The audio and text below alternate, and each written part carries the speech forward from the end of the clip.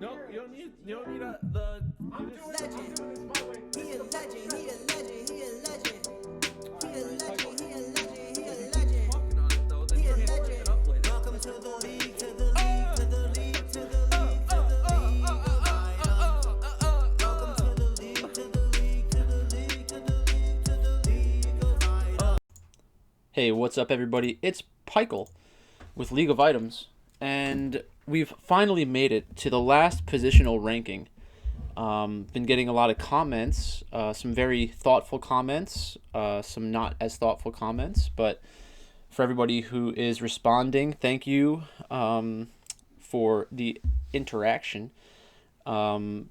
Especially the guy that responded on the mid lane one. I think a lot of his criticisms were fair because I didn't do a great job of explaining the criteria, and he said that maybe I was a little inconsistent. Definitely possible, but like I say pretty often, there are like priors that we have about these players where you can't help but feel a certain way about them. Like it's almost necessary, like based off of the memory we have of all these games. So whatever your biases are while you're watching that game are going to impact how you view the person in the game, and then that becomes a memory, and then the memories are all we can really base our opinions of players off of, unless you're like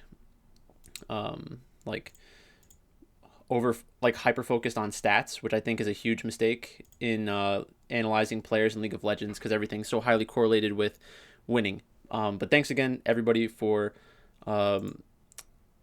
engaging with the videos. It is like a fun thing to think about and to discuss with people, as long as everybody is respectful. So today we're going to discuss junglers. And before we get into the individual players, I'll try to do a better job of laying out how I view the jungle. In my opinion, there are probably three types of junglers at Worlds this year. First, and most importantly, we have the true carry jungler. So the true carry jungler is someone who plays Kindred, Graves, Nidalee. Maybe Hecarim can be included just because Hecarim in certain team compositions can be treated like a hard carry. Olaf is not a champion that we've seen a lot recently, but Olaf is a similar champion to Hecarim that, with additional support from champions like Senna or Yumi, can become absolutely out of control. So that's also a champion you could look for in like a player's match history to see what type of jungler they are. It'll become clear that I'm biased towards the hard carry jungler, the true hard carry junglers. Like, so this means junglers who are playing carry style champions before patch 10.7, when it really became the best in the meta, or at least was confirmed as being the best in the meta. The other type of jungler are players who quote unquote carry the game, but have an over reliance on champions like Lee Sin. So Lee Sin is a very good champion, and fits into a lot of metas because of Lee Sin's playmaking ability. So instead of being a quote-unquote hard carry champion, I think of Lee Sin as more of a playmaker champion.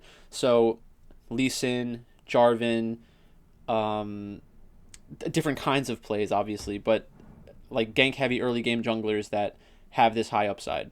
Also, for the hard carry junglers, probably should consider Elise. So if the player is very good at Elise, that's more in the style. It's highly volatile. You can fall behind and you can become non-existent in a game that you fall behind, but the additional upside of being able to carry your entire team in a game is very important. Lee Sin does that in solo queue sometimes, but it's much more difficult to do it in a professional match.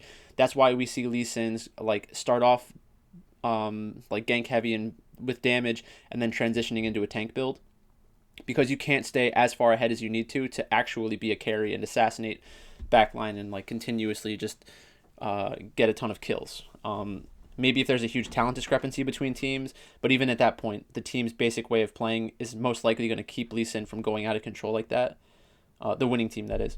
And then last up, we have the junglers who, at their core, are like tank junglers, Sejuani players, like set players. It's not that they are bad for playing that champion. It's just it shows me that at Worlds, when we get into the pick ban phase, we're going to have players who need to be banned out because they can carry the game for their teams, which also opens up a lot of options for the rest of their teammates.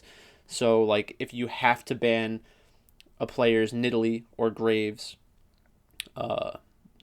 then you are losing a ban against like a high quality mid laner or an important AD carry or a support that really brings the whole team together, or like a hyper tank that could counter your lineup, your draft. So with that being said, I'm going to bring over my tier list. All right.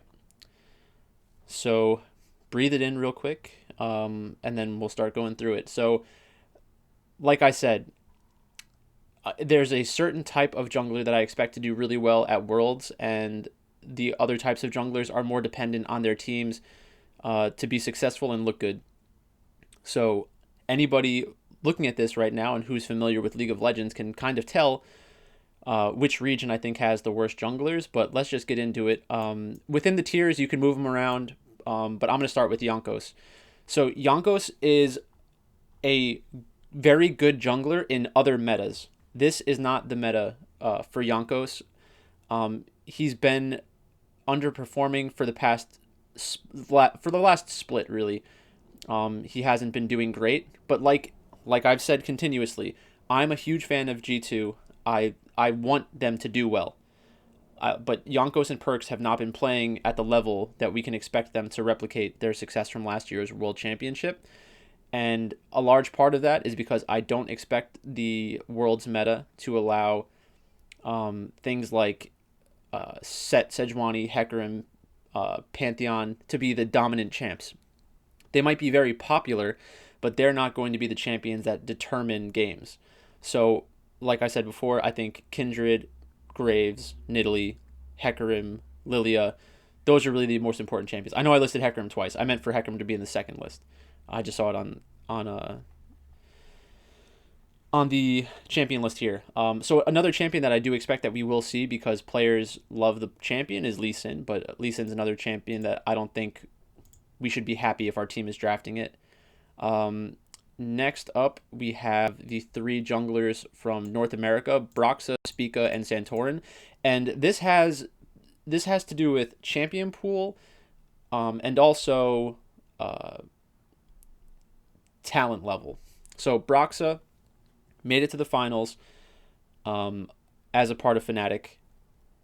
I think most people who watched the LEC would agree with me that Selfmade is better than Broxah. So this is the only way to rank it that makes a lot of sense based on my other opinions on the players. So in the champion history, you will see that Broxah played a lot of Graves. But the way that Broxah plays Graves in North America is fundamentally different from what we see of the players in China. In North America, Team Liquid can play a macro-heavy game against lesser opponents where Graves doesn't need to be as impactful in the early game and is just going to outscale if the lesser team, I discussed in a different video, if the lesser team is not able to create a sizable advantage. The Graves is just going to outscale, and they're going to be able to win team fights around Dragon and Baron a little easier. They're going to have a better damage profile for the late game team fights, and they're going to be overwhelming at some point in the game because of the fast farming ability of a champion like Graves. So I understand that it's 5-1, but that's because, think about that. 6 teams let Broxah play Graves when Graves was the most important champion for pick ban. It means that they didn't really respect Broxah's Graves to be the reason they lose a game. So that alone, I think, suggests we shouldn't be too afraid of his Graves. With that being said, Broxah is a Lee Sin player, and like I said, I don't think Lee Sin is going to be good at the World Championship at creating the winning difference. Lee Sin, even when losing, is a very good playmaking champion, but that is not what we're talking about when we're saying a hard carry champion. You can make a big play and not be a hard carry. Like a support can make a big play, but they're not a hard carry because they made a big play. That makes them a playmaker. So the Graves and the Lee Sin, I might get pushback for this, but I think that Broxah's Graves is not as good as the other Graveses that are at the tournament, and I think that Lee Sin is not going to be the best champion for this Worlds patch. And even if you want to make the argument that Lee Sin will be a good champion at this tournament, Broxah is not the best Lee Sin in the world. There are much better Lee Sin players at Worlds that we will discuss. Spika is a player that I kind of had a little difficulty ranking because Spika, I feel like, has better upside than the other North American junglers for like long-term prospects. We see the Nidalee, we see Graves, we've played Shen recently, Evelyn. So I guess it's just a function of how Spika slots into the TSM lineup, because I think TSM is going to play more around mid lane and top lane, have utility AD carries, classic supports, and then Spika is going to be filling in the gaps. It's not the focal point of the team. So if you're not your own focal point of the team, it's very difficult for you to play a hard carry style champion in a hard carry meta. So that is one concern I have for TSM. Like, I don't expect TSM to adopt a Chinese play style and go toe-to-toe with these teams who have been playing it since patch 10.7. Just seems very unlikely to me. So I guess it's a spot where TSM will have to be different than other players. But like I said, I think Spika has talent, and if TSM does well, hopefully it's because Spika is able to create the winning difference that I'm kind of skeptical he can at Worlds. I think that there is some mobility within tiers. Like, I could see Spika getting up into the B tier either at this tournament or next year. Santorin is a player that I have a lot of respect for. He's probably my favorite jungler from North America, just in general, as like a player that is flexible. Going into the carry jungle meta, I expected Santorin to play a ton of Nidalee and for it to be like very impactful. But once we got into like the playoffs, we didn't and in summer we didn't really see a lot of it. I'm sure that it was banned against them a decent amount because Santorin was a Nidalee player in the past. It would be nice if they could show it at Worlds again, because you might be able to draw some bans, or at least it becomes a contested pick. I think the farming jungle style would work for FlyQuest because they do a good job of scaling into the late game, similar to Team Liquid. TSM gets a little more stagnated, I think. FlyQuest is a very interesting team because I love Santorin, Power, Weevil, and Ignar. I think that Wild Turtle and Solo are big question marks and liabilities, but if they had two other players in those roles, I'd probably be very excited by their prospects at Worlds. That's basically it. Santorin, I think, is another player who, from performance alone, could get into the B tier. Because I think Santorin does have those champions in his pool in a real way, more so than Broxah. So that's basically it for the C tier. So I think the North American junglers right now, based on recent performances, what we've seen from the relative strengths of these leagues, should be considered the worst junglers out of the major regions at Worlds. And I think Jankos also falls into that category because he hasn't played well, doesn't play the champions that I like to see as his most important champions. So I'm kind of forced into that position. Now let's go to the B tier. And this is a good tier of junglers. I think in a lot of matchups against the play-in teams, against the North American teams, you're going to see a lot of you're going to see a lot of champions in these players' pools that they can play at a higher level than their counterparts in the C tier. So let's just start with Inspired. So Inspired has played Hecarim, Lilia, Set.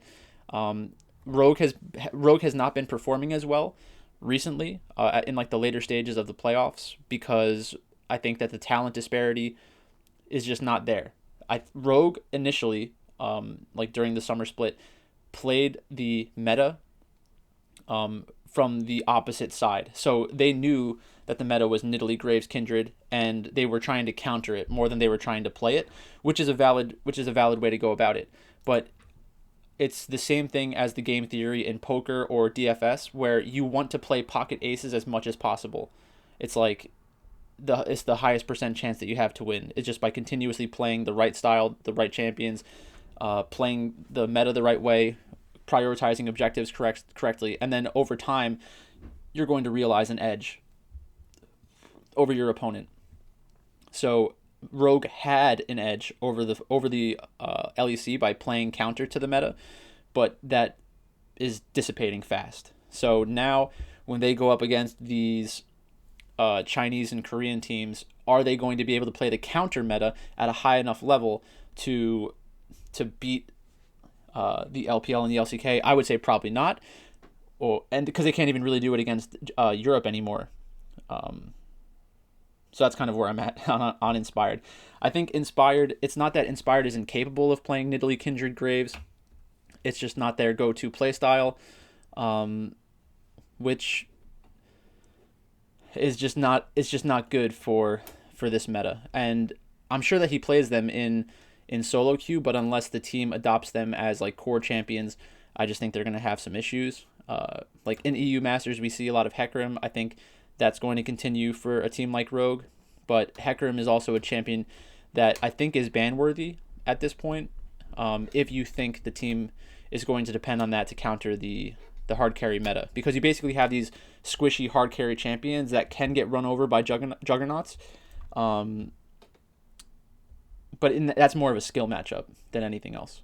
So let's just go to the next. We have Selfmade. So Selfmade, good Evelynn player, good AP player in general. Evelynn, Gragas, Karthus, Lilia. Plays Graves, but Fnatic was never very strong on the carry jungle meta. Also plays Kha'Zix. So he plays carry junglers that are not the core carry junglers, which is concerning for me.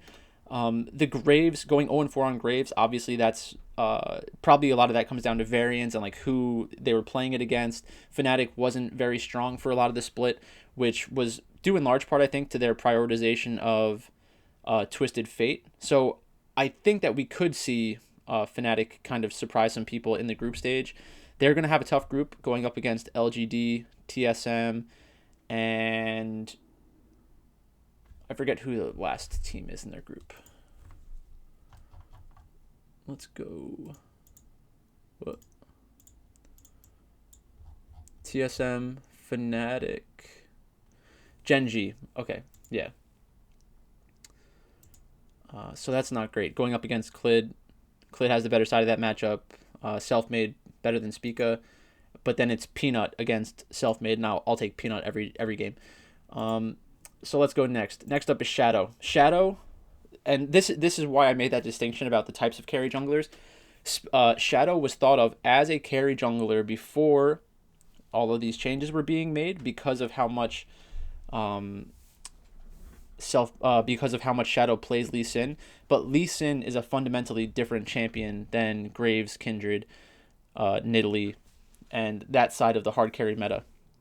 I am positive that Shadow can play those champions because of the mechanical ability it takes to play something like Lee Sin. It's not a question of mechanics, it's more a question of does the team prioritize them the correct way. So it's like not only how I'm rating these players, but their teams.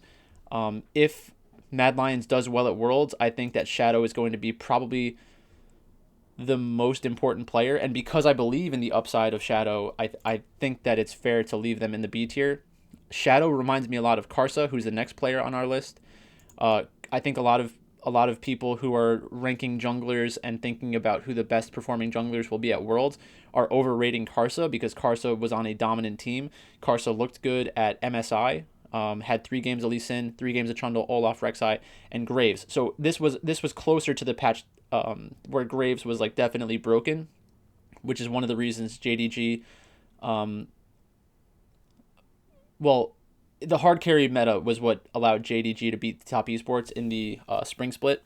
Top Esports adapted pretty quickly, like understanding how to play against it, and their go-to was playing Lee Sin against a lot of these carry jungle champions. So Top Esports, like the fact that they play in the LPL and they had teams playing the game the right way, it allowed them to refine their counter strategies much faster and much better than a team like Rogue. So I think Top Esports, regardless of how the meta shapes out, is going to be able to adapt pretty well because they've shown the ability to do that in the past. Karsa has played Graves. Karsa is not as good at Graves as a lot of other players in this tournament, specifically from the LPL. Like in those matchups, we're most likely not going to see Karsa on Graves. It'll be like Karsa on Lee Sin in an attempt to counter the farming playstyle with early game aggression. We do see Nidalee and Graves, but like I said, that is not his go-to playstyle. The team is really all about playing around Knight and probably will play around 369 a little bit more at the World Championship. But this is probably a ranking that people are going to push back on. I just think that Karsa, when you compare the champion pool to the players in the A tier, it should be clear that my view of the meta and the important champions is what justifies this ranking. It's not just based on talent. Karsa is obviously a very talented jungler. If Lee Sin is the most important champ in the meta at Worlds, then yeah, Karsa is probably the first or second best jungler. But that's not what I expect to happen. Last up in this tier, we have Piosic.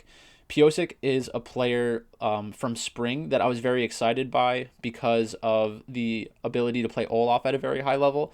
The key thing about Olaf is knowing your knowing when you're actually in danger, because your health fluctuates very rapidly. You're not very tanky, but when you get that additional support from a champion like Lux, Yuumi, Senna, Karma, and a lot of these champions that aren't necessarily in the meta as like the primary picks right now, but can come in and out of the meta depending on the pick ban phase. Like that lets me know that Piosic understands how to play Olaf at a very high level, which could be good at Worlds. It's a very similar playstyle to the Volibear and the Hecarim, because you are dependent on your teammates to give you the additional effective health to feel overwhelming and play that true Juggernaut playstyle. That'll be very important at Worlds if you're not a hard carry jungler. And Piosic is one of those players that I think is the best at that style of jungling. So specifically like Hecarim, well, specifically Olaf, but I think that the similarities between Olaf, Hecarim, and Volibear are going to be very good for Piosic if they don't adapt to the hard carry playstyle. So in that scenario, I do prefer the junglers that I have above Piosic because, like I said, just the natural interactions of like Graves, Kindred, Nidalee against Olaf. I guess mostly like Olaf and Volibear. The Hecarim one is very interesting. The Hecarim one's kind of a blend between the two. But that's enough on that. I've kind of mentioned that a few times. Let's go next. So in the A tier, I have Canyon, SFM, Clid, and Peanut. So let's start with SFM. I think SFM is the biggest surprise jungler from the LPL in the summer. Before the summer season started, I said that Suning was my favorite team to outperform expectations, and as it got closer to Worlds, I expected the meta to shift towards AD carry centric playstyles, which Huanfeng is probably one of the best hard carry players at this World Championship. So SFM's basically what I wanted to see from SFM, because I wasn't sure if he'd be able to pull it off, was adapting to the Graves meta very fast. And early on in the year, we saw a decent amount of Graves, Nidalee, Kindred, which was great because it showed me that SFM could be a hard carry player if he needed to be. So we went 6-3 on Graves against good competition. It's not like you're playing Graves 9 times in like North America where you would expect the Graves to do even better. Like I just think Graves is a ridiculous champion right now if you're pick banning around it correctly. And the fact that Suning plays Graves very well means that they could even fall into the Jhin trap and survive, which is pretty funny because I hate Jhin. So that's mostly it. When we look at the summer playoffs, we had 3 games of Olaf, which I don't love. I don't love for SFM or Suning. Jarvan, Lee Sin, Kayn, Graves, Skarner. I would need to check. Let's check it real quick. Let's see what was being banned against them.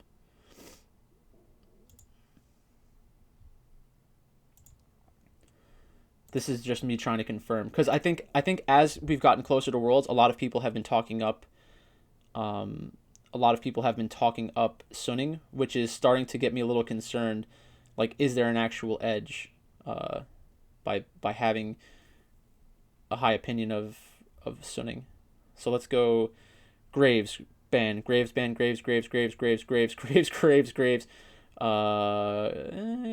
Graves, Graves, Graves, Graves, Graves. Graves. So a lot of Graves bans because SFM is very good at the champion. That is a good sign for me. And, well, not me, but for my opinion of SFM. I would expect the Graves bans to continue, though. So maybe that's a potential oversight on my part. But based on talent, it's not only talent, it's talent, misperception by public, and then the surprise factor of SM having a really good Worlds, which I think is definitely possible. And if I'm right about Suning being better than most people think, then SFM is going to play a huge part in that, because the mid jungle is the most important part of League of Legends right now. Getting through that early game and transitioning into the mid game with an advantage and then snowballing it into a win. So SFM, basically by having him in the A tier, I think he's between the second and fifth best junglers in terms of what I expect at Worlds. So like their performance relative to their expected performance of the public. So Peanut. Peanut is, well, I'll just do Peanut next. I'll do Clid next. So Clid, coming over from T1 to Gen G, this is part of the reason why T1 was, why they struggled in the summer split. In the spring, T1 did a great job of, like playing around the jungle, but the carry jungle meta really didn't get to LCK early enough to be impactful in the spring championship. And then when we got to summer, you really started to see other players outperforming Cuz and Elim. So Clid, Lee Sin, Volibear, Nidalee, Kindred, Graves. I think Graves is also banned against Clid a decent amount. Is just good at the champion in general. Clid was thought of as a very good jungler when he was on T1. Just didn't have a great Worlds Championship last year. My big knock against Gen G is that they do really well against everyone in LCK except for DRX, Damwon Gaming, and T1. Like their win-loss record against those teams is more similar to what I expect from them at Worlds and international competitions, which is closer to like the 50-50 or maybe even a losing record. So that's what scares me about Gen G. I think they could definitely do better than that because BDD is a good player. Clid is a good player. Ruler's a very good player. So I do think that they can do better at Worlds. They've been on form recently. It's just a matchup thing. So I think they got a very good group for them. I think that Clid will be able to outperform all of the junglers in the group stage. Except for maybe Peanut. Like the LGD Gen G matchup is going to be very interesting to watch because Peanut is the true carry style jungler in that group. So before patch 10.7, Peanut was already playing things like Elise. I think Peanut was even playing things like Nidalee on 10.6. So Peanut has been thought of as a carry jungler for several years, ever since Peanut got onto a professional team. I think Rocks Tigers was the first team that Peanut played for. Was a very popular streamer before that and was known for being able to play carry junglers. So that's really Peanut's MO. This is the perfect patch meta for Peanut. So we look at things like Graves, Nidalee, Kindred, Elise, Evelynn. I expect Peanut to play all of those champions very well. We also see Lilia, which is going to be a champion that sees some play at Worlds, but it's not in the top tier of jungle champions, in my opinion, unless the way that you draft forces you to get some AP jungle onto your roster. I'm excited to see Peanut at Worlds. I hope that Peanut is finally able to put it all together. I think that the changes that LGD made to their roster were extremely helpful for Peanut. So it's like Longshi is a less volatile lane, can help Peanut, can help the volatility of Peanut by being more of a steady presence. Xie is a high upside mid laner, is much better than who they were running out last split. Kramer is a very good supportive AD carry. I'm not convinced that Kramer can play the carry style AD carry, like the true carries, the hyper carries. But when you have Peanut on your team, I really don't think you need to. Peanut and Xie should carry most of the responsibility for carrying. And then Mark was an upgrade as well. So overall, I think LGD, not the flashiest team because they don't have as many like 25 kill games, but when Peanut gets ahead, Peanut just dominates and can suffocate the other team out of the game. Next up, we have Canyon. So Canyon, I think, is the player that I've been the most wrong about the entire year. I was never really convinced by Canyon's ability. I thought that Canyon was just getting carried by Showmaker. But Canyon, with the sustained success, the level of play on Nidalee, kind of impossible to maintain that position for very long. So Nidalee, Karthus, Lilia, Graves. I'm sure that Canyon can play Kindred. The only concern, I guess, is that Canyon and the rest of Dam1 Gaming kind of fizzled out last year at the World Championship. They were thought of as like scrim monsters coming into the tournament, but then their bot lane really suffered. They upgraded to Ghost, so I think the stability that Ghost and Beryl bring to the bot lane should allow Canyon and Showmaker and Noggery to really have much stronger performances at this year's Worlds. But that's basically it for Canyon. They seem like the kind of team that could get trapped by like switching up how they're playing the game if they have a new read on the meta. But ultimately, it's going to still revolve around Showmaker.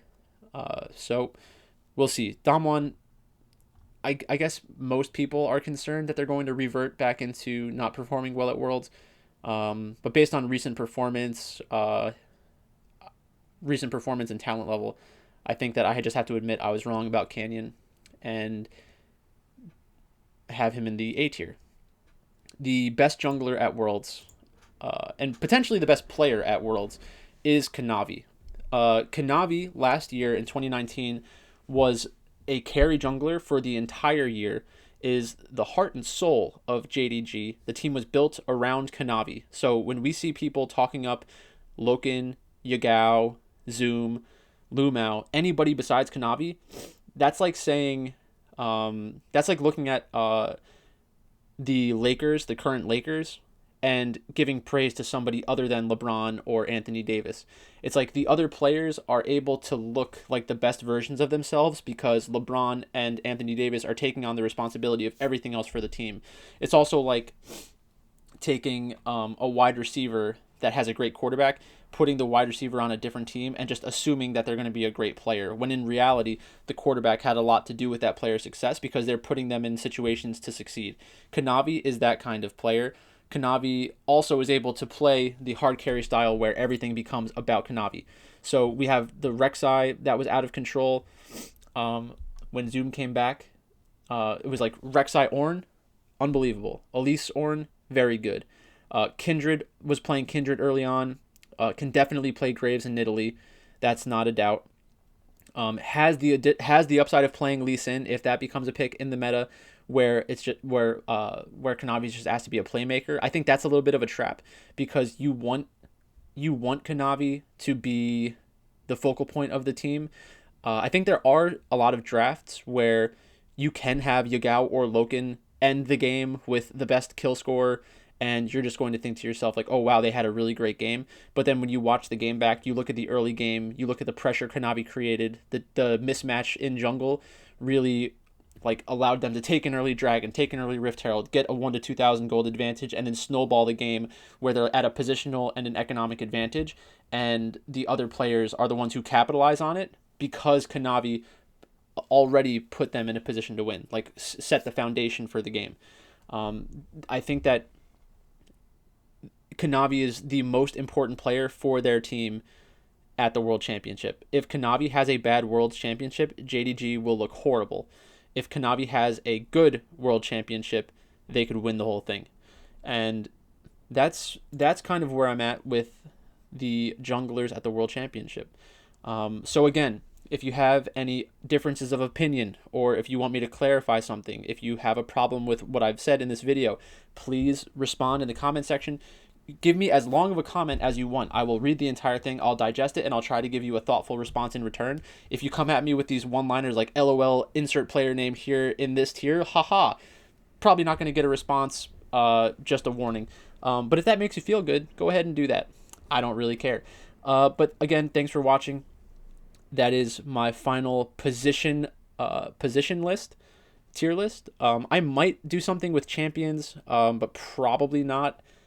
because it's difficult to predict what the meta is going to be. Like, I can tell you what I think it should be, but I can't really tell you how all of the different teams are going to respond to this meta and the recent patches. But thank you for watching, and I'll talk to you later.